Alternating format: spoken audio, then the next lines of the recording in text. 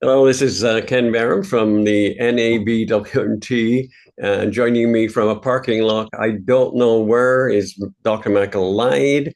He's the CEO of Lyde Enterprise, and he develops educational and training solutions based on, I understand, best practices that leverage assets of organization. Very entrepreneurial. He's a member of the Black and White Men Together Southern California. We see him every Wednesday working hard on these projects and the like. But today, I'm hoping Michael will tell us a little bit about what's happening after the election and why did Black men unexpectedly vote for Trump, and particularly how young, and maybe young and gay Black men do that. So, Michael, the floor is yours. Wait, before I do that, I understand Yes. 310 Black men under the age of 45 went for Trump, double the share he got in 2020. So what's happening, Michael? You said 3 and 10? Green Tech. Under Okay, 3 and 10. 45 Um, went for Trump. uh-oh, you broke up again. Sorry. Well, let's see if we can keep live here. You still here with us? Okay. Oh, good. Yeah, I'm here. I just when you gave the number, you broke up a little bit. All right. So to repeat, 3 and 10 Black men under the age of 45. What's happening? Hmm. I think it's there is no simple answer to that question. Based on some conversations that I've had and conversations that I've eavesdropped on, particularly online, there seems to be a growing sense of disenfranchisement, particularly amongst younger Black men. Um, the it seems like, much like a lot of their white counterparts, they really kind of voted based on fear and grievance. Obviously, their grievances are a little different than your average, white guy in their age group. But they basically felt like our current economy, political systems, and so on and so forth really aren't for them. And this notion that an outsider is supposed to fix all of that persists, much to my frustration, because I'm like, well, I don't see how electing someone who doesn't know what they're doing and their whole persona is basically fraudulent is really going to be a viable solution to very complex issues. But that seems to be what I'm hearing a lot of the time. Well, And so, Michael, I'm sorry mhm. to interrupt, but it seems to me, and I'm an old white guy, it seems to me like the great movements they had in the 60s and 70s, all of our freedoms, especially for homosexuals, especially for women, especially for people of color, were derived from the huge Black outpouring against the hate and homosexuality and everything else. It just seems to me like the young folks don't get it. Now, why is that? Do we know? Or I feel like, in my conversations, and I've not obviously not talked to everyone, but just in my conversations day to day with younger Black men, heterosexual in particular, there really is a feeling of just kind of things slipping away. Like they've bought into this idea that as males, they are supposed to be in charge. And whatever they ask for, they're supposed to get. Um, and of course that's not happening, and that's really never happened. Even back in the civil rights era, women drove that ship. They weren't put in the front, but they were driving the movement in a lot of cases, and they were key parts of it. But I see some younger Black men actually voted based on their intolerance for LGBTQ rights. We saw the ad with the trans athlete being posted, you know, particularly in Atlanta, Georgia. I heard about that. It was on 4 or 5 times an hour during the last week of the election. Yeah. That really struck at a nerve with a lot of Black men because we have this complex history of our, you know, seemingly heterosexual Black men that are engaging with Black trans women, and you know, and claiming that they were somehow tricked. I think a lot of that grievance and scapegoating, frankly, because you know, it's like, you know, engage with who you want to engage with. Don't lie about it. Be honest. You know, if that's your desire, then indulge it. Just keep it legal and keep it ethical. You know, and consent, and you know, and consent. But I think that a lot of what we saw in this election, particularly amongst our younger Black men, was one, ignorance. Two, again, they bought into this idea of male supremacy. I feel like they also used white supremacy as a proxy. I feel like there are a number of of young Black men that have a really, I'm not sure how to put it. They've basically identified with a lot of traditional masculine ideologies. And so if their experiences fall short of that, then it's someone else's fault. It's certainly not them. It's not them recognize, you know, failing to recognize that this ideology doesn't apply to them, first of all, because they're not white men. But also that they are, you know, that somehow if they vote this way, they're going to get, you know, they're going to have greater proximity to power. But you also, the thing I also heard a lot was, well, you know, Trump wrote me a check, and With his I'm signature just, on there. I remember yeah, that. I'm just, yeah. I mean, I kept hearing that, and I was just Yeah. like, Oh, wow. I was like, how many times do we have to tell y'all that he may have signed the check, but he held it up so he could put his name on it to help his chances of reelection.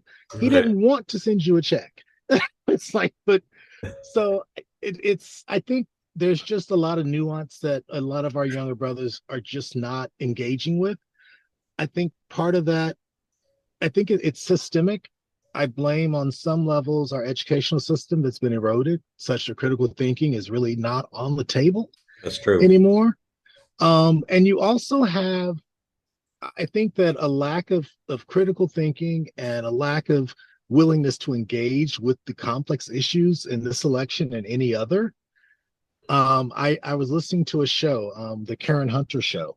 She's a journalism professor out of New York, actually out of New Jersey, and has a daily show. And there was a woman that called in, and her son, her 18-year-old son, she and her husband had just taken him to vote for the first time, and he voted for Trump. And when Karen said to him, well, why did you vote for Trump? He basically did not have an answer other than a political talking point. You know, he's a businessman, he'll fix it all. And I'm like, fix what? Because he's not run his businesses effectively. You know, I'm like, and it's, and she's like, you know, I'm not going to castigate you. But it was obvious because his parents were like on his case about this. It's his vote, but they're like, we didn't raise you to be this. What in the values we instilled in you does he personify? I mean, there was just a real breakdown. Michael, so where do we go from here with the Black community, particularly the young Black community? Let's Mhm. propose and dream and hope and pray that Okay. something goes wrong with the current administration in terms of the Hmm. incredible extremities, and they're Yeah. disappointed. Do they tune out? How do you project that that will happen? Um, I don't know if they'll tune out. I guess what I would like to see, and something I'm really channeling a lot of my um disappointment, shall I say, and underlying rage into solutions. I feel like one of the things that the Black community or our Black communities, because there is not one Black community, needs to do is to really kind of take a greater level of responsibility and direct our energies inward. So we cannot trust the public education system. We cannot trust, social media, Right. popular media to actually educate our children and our young people effectively. The thing that I've found is that a lot of folks, despite taking government, in school, and maybe it's not offered anymore. I don't know. I haven't asked that question, but we need to start teaching our children and about how this government works, um, about how to really analyze what's happening around them and to really gain a better understanding of all those factors, because that lack of knowledge will cost them. I think that a lot of people continue to believe that our president somehow has the powers of a king. So one of the things that I'm doing personally, putting my money where my mouth is, I'm investing my time into creating educational products for our youth. So I'm putting together a reading comprehension workbook that basically takes the stories, historical stories and poetry and the works of a lot of our ancestors, even back to the African continent, and using that as material to teach our children reading comprehension. So they're critical thinkers, are able to ask questions about what they're hearing. I'm also creating a civics workbook, and obviously trying to make it engaging and attractive to, Black children. But also, I am trying to change the narrative about what the possibilities are in the futures of our children. I'm creating a coloring book for young Black boys Right. and one for young Black girls Okay. that surveys different professions. So I think the key, really, I would say overall in this last election that we saw, not just amongst Black folk, was just a breakdown in, there was just a real ignorance and even a laziness about really researching issues. Because So, all I saw, mhm, Michael, so do you think, getting back to the global versus the local yeah, politics, I understand you're mhm, trying to focus internally within your community, especially the young yeah, folks.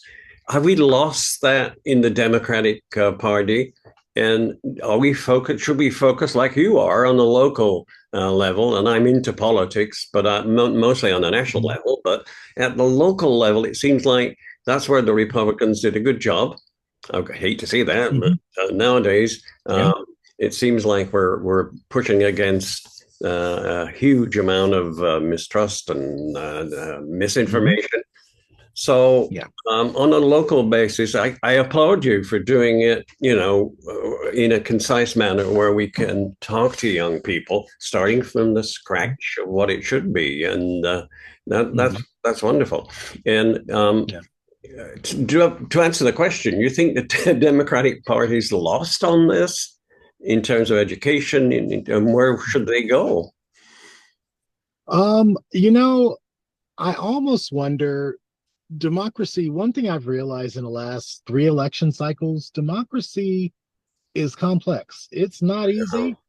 Yeah, And the Democratic Party as a whole, while there's a lot of corporate and big money influence there, just enough to corrupt it, I think the Democratic coalition maybe is too big, yeah, because you have, I one thing I will say I admire, grudgingly admire amongst, members of the Republican Party, particularly their policymakers and the like, they will vote party over anything else. right. And this push and pull between, we need to be more progressive as a nation, versus, this is moving too much too fast. I think that's part of the complexity. So I feel like we need to do, as members of the Democratic Party, a better job of educating the people around us on a local level, but Good. also tying those lessons to what's happening on the national level and really giving people a better understanding of geopolitics.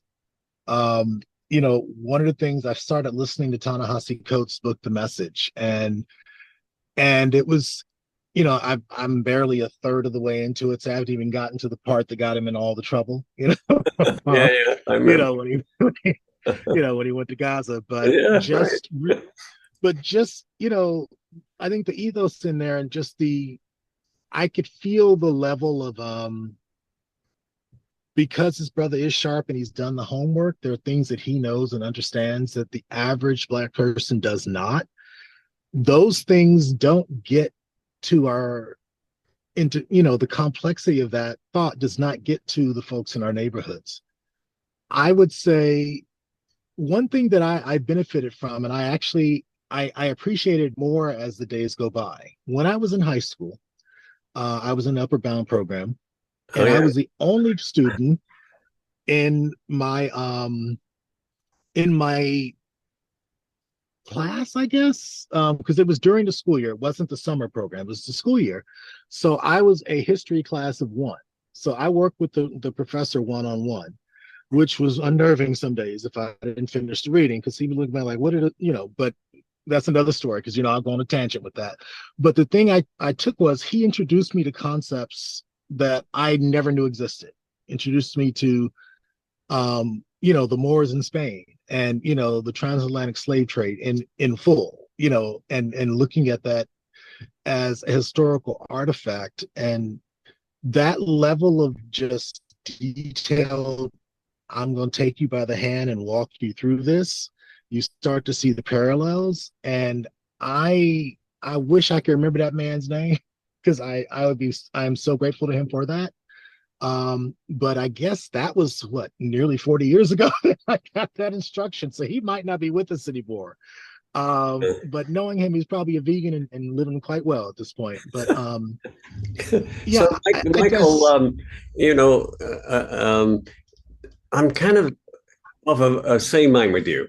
Basically, Mhm, saving democracy, which I've worked on and other people have for the mhm, last 2 years, it's just too yeah, highbrow.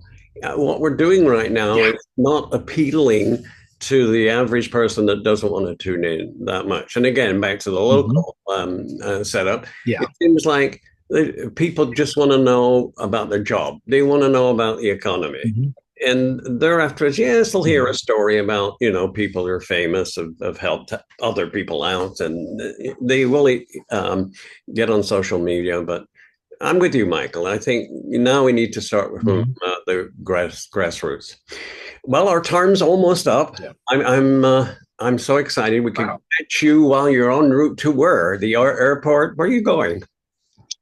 I'm actually meeting with a client at Oh, the good. Airport Marriott.